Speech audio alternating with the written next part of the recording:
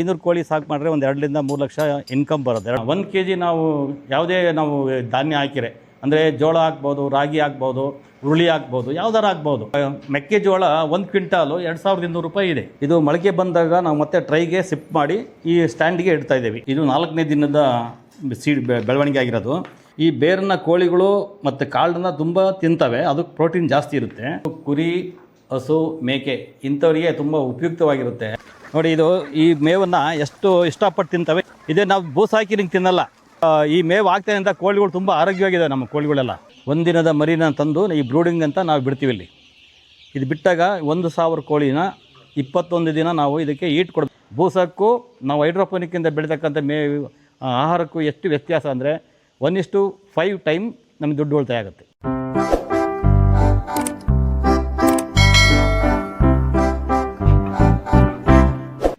ನಮಸ್ತೆ, ನನ್ನ ಹೆಸರು NB Muddappa, retired deputy manager.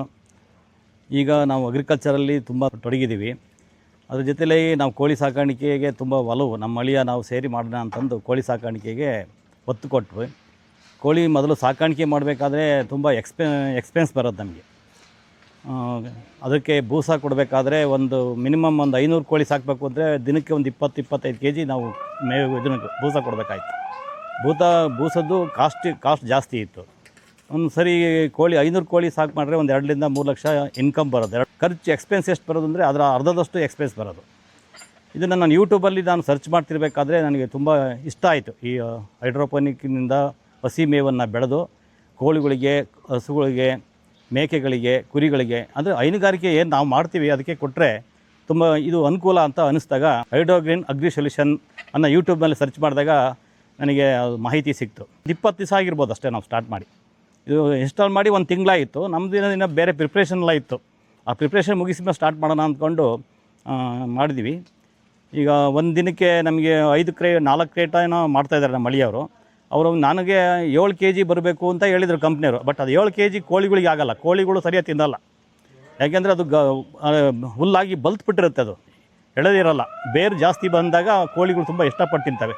ಅದಕ್ಕೆ 5 ದಿನಕ್ಕೆ ಹಾಕಿ ಅಂತ ಇದ್ದಾರೆ. ಈಗ 1 kg ನಾವು ಯಾವುದೇ ನಾವು ಧಾನ್ಯ ಹಾಕಿರೆ ಅಂದರೆ ಜೋಳ ಹಾಕ್ಬೋದು, ರಾಗಿ ಹಾಕ್ಬೋದು, ಹುರುಳಿ ಹಾಕ್ಬೋದು, ಯಾವ್ದಾರು ಹಾಕ್ಬೋದು.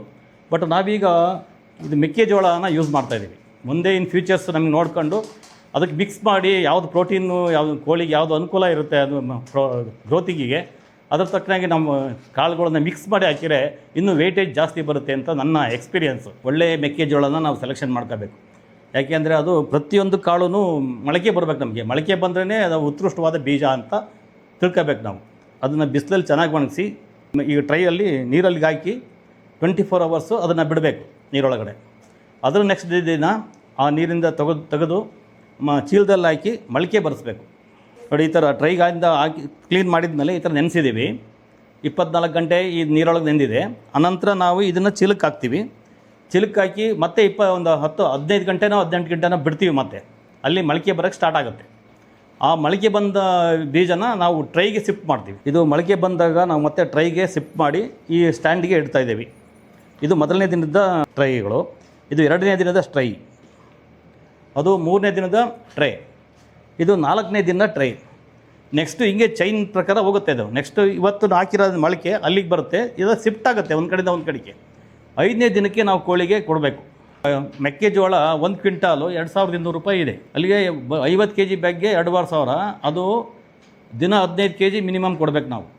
15 kg ಎಷ್ಟು ದಿವಸಕ್ಕೆ? 3-4 ದಿವಸಕ್ಕೆ ಕ್ಲೋಸ್ ಆಗುತ್ತೆ. ಇದು 1 ಕ್ವಿಂಟಾಲು ಜೋಳ ದಿನಕ್ಕೆ 3 kg ಅಥವಾ 5 kg ಅಂತ ಉಪಯೋಗಿಸಿರುವೆ ತಿಂಗಳಾನುಗಟ್ಟಲೆ ಬರುತ್ತೆ. ಮೇಂಟೆನೆನ್ಸ್ ಆಗುತ್ತೆ ಚೆನ್ನಾಗಿ. ಅವಾಗ ಇದೇನು ಅಂದರೆ ಕಡಿಮೆ ಖರ್ಚಲ್ಲಿ ಪೌಷ್ಟಿಕ ಆಹಾರ ಕೊಟ್ಟು ಹೆಚ್ಚಿನ ಆದಾಯ ಗಳಿಸೋದಕ್ಕೆ ರೈತರಿಗೆ ಇದು ಸಹಾಯ ಆಗುತ್ತೆ. ಬರೀ ಬೂಸ ಕೊಟ್ಟು ನಾವು ಬೂಸ ಕೊಟ್ಟರು ಕೋಳಿ ಗ್ರೋತಿಂಗ್ ಬರುತ್ತೆ. ಆದರೆ ಮೇಂಟೆನೆನ್ಸ್ ಕಾಸ್ಟ್ ಜಾಸ್ತಿ ಇರುತ್ತೆ. ಅದು ಉತ್ಪಾದನಾ ವೆಚ್ಚ ತುಂಬ ಜಾಸ್ತಿ ಇರುತ್ತೆ. ಗ್ರೀನ್ ತಿನ್ನೋದ್ರಿಂದ ಕೋಳಿಗಳು ಆರೋಗ್ಯವಾಗಿರ್ತವೆ. ಇದರಲ್ಲಿ ಪ್ರೋಟೀನ್ ಜಾಸ್ತಿ ಇರುತ್ತೆ. ಅದರಿಂದ ಕೋಳಿಗೆ ಯಾವುದೇ ಥರದ ಕಾಯಿಲೆ ಬರೋದಕ್ಕೆ ಚಾನ್ಸಸ್ ಇಲ್ಲ. ಸರ್, ಇದು ಸೆಟಪ್ ಎಲ್ಲ ಯಾರು ಮಾಡಿಕೊಟ್ರು ಸರ್? ಭಾಳ ದೊಡ್ಡದಾಗೆ ಇದೆ ಅಂತ ಅನ್ನಿಸ್ತಿದೆ. ನೀವೇ ಮಾಡಿಸ್ಕೊಂಡ್ರೆ ಹೇಗೆ ಸರ್? ಇಲ್ಲ ಮೇಡಮ್, ಇದು ನಮಗೆ ಮಾಡೋಕ್ಕೆ ಬರೋಲ್ಲ. ಅದಕ್ಕೆ ಆದ ಒಂದು ಹೈಡ್ರೋ ಗ್ರೀನ್ ಅನ್ನೋ ಕಂಪ್ನಿ ಇದೆ. ಅದೇ ನಿಮ್ಮ ಫಸ್ಟ್ ಸ್ಟಾರ್ಟಿಂಗಲ್ಲಿ ಹೇಳಿದ್ನಲ್ಲ, ಆ ಕಂಪ್ನಿ ನಂಗೆ ಅಪ್ರೋಚ್ ಮಾಡಿದಾಗ ಅವರೇ ಬಂದು ಇದೆಲ್ಲ ಸೆಟಪ್ ಮಾಡಿಕೊಟ್ರು.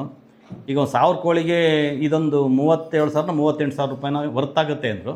ಆಯ್ತು ಇದೊಂದು ಇನ್ಸ್ಟಾಲ್ ಮಾಡಿ ಮತ್ತೆ ಬೇಕು ಅಂದರೆ ನಾವು ತೊಗೊತೀವಿ ಅಂತ ಹೇಳಿದಾಗ ಆಯ್ತು ಓಕೆ ಅಂದರು, ಇನ್ಸ್ಟಾಲ್ ಮಾಡಿ ಕೊಟ್ಟಿದ್ದಾರೆ. ಅದರಿಂದ ತುಂಬ ಅನುಕೂಲ ಇದೆ. ಸರ್ ಎಷ್ಟು ಟ್ರೇ ತಗೊಂಡಿದ್ದೀರಾ ಸರ್ ಇವಾಗ? 48 ಟ್ರೇಗಳು ಕೊಟ್ಟಿದ್ದಾರೆ ಈ ಸಿಸ್ಟಮ್ಗೆ. 48 ಟ್ರೈನ ಸಿಸ್ಟಮ್ ಇದು.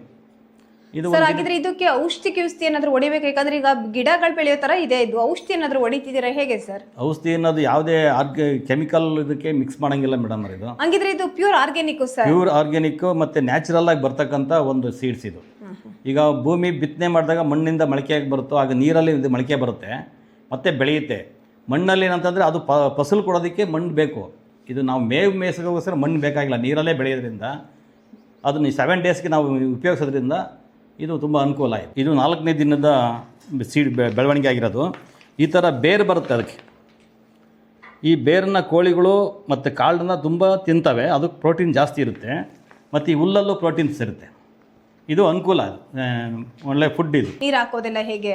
ನೀರಿಗೆ ಇದು ಒಂದು ಮೋಟ್ರ್ ಕೊಟ್ಟಾರೆ, ಹಾಫ್ HP ಮೋಟ್ರು. ಅದಕ್ಕೆ ನಾವು ಡ್ರಮ್ ಇಟ್ಟಿದ್ದೀವಿ.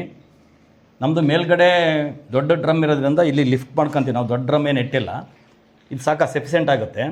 ಇದರಿಂದ ಗಂಟೆಗೆ 20 ಸೆಕೆಂಡ್ ಏನೋ ಸ್ಪ್ರೇ ಮಾಡುತ್ತದೆ. ಆಟೋ ಸ್ಪ್ರೇ ಮಾಡುತ್ತೆ, ಆಟೋ ಸ್ಟಾರ್ಟ್ ಆಗುತ್ತೆ ಮಿಷಿನ್ನು. ಇದರಿಂದ ಏನೋ UPS ಉಪಯೋಗಿಸ್ತಾ ಇದ್ದೀವಿ. ಅವರು ಸೋಲಾರ್ ಬೇಕಾ ಅಂತ ಕೇಳಿರು ಕಂಪ್ನಿಯವರು. ಇಲ್ಲ ಮೇಡಮ್ ನಮ್ಮ UPS ಇದೆ, UPS ಅಲ್ಲೇ ನಮ್ಮದು ಯಾವ 24 ಅವರ್ಸು ರನ್ ಇರುತ್ತೆ UPS, ನಮಗೇನು ಸೋಲಾರ್ ಬೇಡ ಅಂತ ಅಂದ್ವಿ ನಾವು. ಸರ್ ಹಾಗಿದ್ರೆ ಇದಕ್ಕೆ ಕರೆಂಟ್ ಆಗ್ಬೋದು, ಸೋಲಾರ್ ಆಗ್ಬೋದು, UPS ಮೂರಲ್ಲೂ ಕೂಡ ರನ್ ಮಾಡ್ಕೋಬೋದಾ? ಹಾಂ, ಮೂರಲ್ಲೂ ರನ್ ಮಾಡ್ಬೋದು. ದಿನಕ್ಕೆ 1-2 ಗಂಟೆ ಸ್ಪೆಂಡ್ ಮಾಡಿ ಸಾಕು ಇದಕ್ಕೆ. ಇದೆಲ್ಲ ಆಟೋ ಸಿಸ್ಟಮ್ ಇರೋದ್ರಿಂದ ನಮ್ಮದೇನು ಕಾಳು ನೆನೆ ಹಾಕಿ ಮೊಳಕೆ ಬರೆಸಿ ಟ್ರೇಗೆ ಹಾಕಿದ್ರೆ ನಮ್ಮ ಕೆಲಸ ಮುಗೀತು. ಇದು ಒಂದು ಅರ್ಧ ಗಂಟೆ ಅಥವಾ 1 ಗಂಟೆಯಲ್ಲಿ ಆಗ್ತಕ್ಕಂಥ ಕೆಲಸ. ಅಷ್ಟು ಮಾಡಿದರೆ ನಮ್ಗೆ ಇನ್ನು ಅದ್ರ ಹತ್ರನೇ ಬರೋದು ಬೇಕಿಲ್ಲ. ಬೆಳಗ್ಗೆ ಎದ್ದು ರೋಟಿನಲ್ಲಿ ಮೇವು ತಕ್ಕಂತ ಇರ್ಬೋದು, ಕೋಳಿಗಳಿಗೆ ಅಥವಾ ದನಗಳಿಗೆ ಯಾವ ಕಾರ ಕೊಡ್ತಾ ಇರ್ಬೋದು.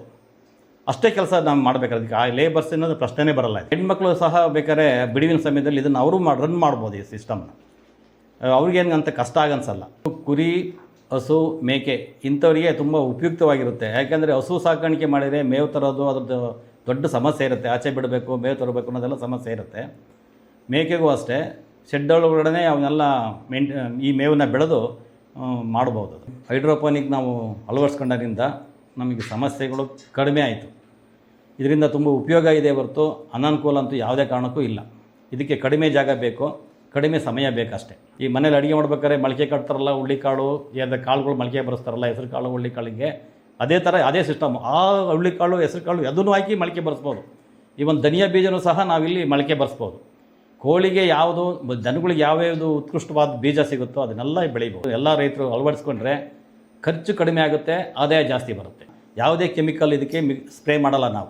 ಬೀಜಕ್ಕೂ ಅಷ್ಟೇ. ಆದರೆ ಅಕಸ್ಮಾತ್ ಅಂಗಡಿಲಿ ಏನಾರ ಇದು ಹುಳಾಗಬಾರ್ದು ಅಂತ ಅವರು ಪೌಡ್ರ್ ಹಾಕಿರ್ತಾರೆ, ಯಾವುದೋ, ಅದನ್ನು ನಾವು ನೀಟಾಗಿ ತೊಳಿತೀವಿ. ಇದು ನೀಟಾಗಿ ಅದನ್ನೆಲ್ಲ ವಾಶ್ ಮಾಡಿ ಪ್ಯೂರ್ ತೊಳೆದಾದ್ಮೇಲೆ ನಾವು ಮೊಳಕೆಗೆ ಬರೋಕ್ಕೆ ಬಿಡೋದು. ಅದನ್ನು ಒಂದಿನದ ಮರಿನ ತಂದು ಈ ಬ್ರೂಡಿಂಗ್ ಅಂತ ನಾವು ಬಿಡ್ತೀವಿ ಇಲ್ಲಿ. ಇದು ಬಿಟ್ಟಾಗ 1,000 ಕೋಳಿನ 21 ದಿನ ನಾವು ಇದಕ್ಕೆ ಈಟ್ ಕೊಡಬೇಕು, ಬ್ರೂಡಿಂಗ್ ಕೊಡಬೇಕು. ಆವಾಗ ನಾವು ಇದು ಬೂಸನೇ ಹಾಕ್ಬೇಕು. ಅದಕ್ಕೆ ಬೂಸದ ಈ ಮರಿಗಳನ್ನ ಮೇಯಿಸೋದ್ರೊಳಗೆ ದೊಡ್ಡ ಕೋಳಿ ಸಾಕೋವಷ್ಟು ಮೇವನ್ನ ಅದು ಒಂದು ತಿಂಗಳಲ್ಲೇ ತಿಂದಾಕ್ಬಿಡ್ತಾವೆ. ಅಷ್ಟು ಖರ್ಚು ಬರುತ್ತೆ. ಆದರೆ ದೊಡ್ಡದ ಈಗ ಆಚೆ ಕಡೆ ಹೈಡ್ರೋಪೋನಿಕ್ಕಿಂದ ಮೇವು ಹಾಕಬೇಕಾದ್ರೆ ಹಾಕಿದಾಗ ಇದರ ಖರ್ಚಿಗಿಂತ ಅರ್ಧ ಭಾಗ ಕಮ್ಮಿ ಆಗುತ್ತೆ. ಅದೇ ಇದು ತುಂಬ ಒಳ್ಳೆಯದಿದು.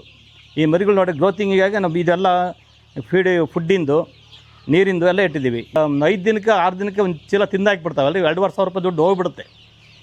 ಆದರೆ ಮರಿಯಿಂದ ಆಚೆ ಕಡೆ ಬರೋ ತನಕ ನಮಗೆ ಖರ್ಚು ಕಾಸ್ಟ್ ಇದ್ದೇ ಇರುತ್ತೆ. ಅದೇನು ಬರೆಸಲೇಬೇಕು, ಅದನ್ನೇನು ಮಾಡೋಕ್ಕೆ ಬರೋಲ್ಲ. ಯಾಕೆಂದರೆ ಅವುಗೆ ಈ ಕಾಳು ಬಿಟ್ಟರೆ ಬೇರೆ ಏನು ತಿನ್ನೋಕ್ಕಾಗಲ್ಲ. ಅವು 1 ತಿಂಗಳು ಆದಮೇಲೆ ಮೇವು ತಿನ್ನೋಕ್ಕೆ ಆಚೆ ಕಡೆ ಬರ್ತವೆ. ಅವಾಗ ಕಾಸ್ಟು ಪ್ರೊಡಕ್ಷನ್ ಕಡಿಮೆ ಆಗ್ತಾ ಹೋಗುತ್ತೆ. ನೋಡಿ, ಇದು ಈ ಮೇವನ್ನು ಎಷ್ಟು ಇಷ್ಟಪಟ್ಟು ತಿಂತವೆ, ಎಷ್ಟು ಇದೇ ನಾವು ಬೂಸ ಹಾಕಿ ನಿಂಗೆ ತಿನ್ನಲ್ಲ. ಇದನ್ನು ನಾವು ಕ್ರೇಟ್ ನೋಡಿಬಿಟ್ರೆ ಸಾಕವು ಮೇಲೆ ಬಂದು ಕುತ್ಕೊಂಡು ಆರ್ಕೊಂಡು ತಿಂದುಬಿಡ್ತವೆ. ನೋಡಿ ಯಾವ ಥರ ತಿಂತಾ ಇದ್ದಾವೆ ಅಂತ.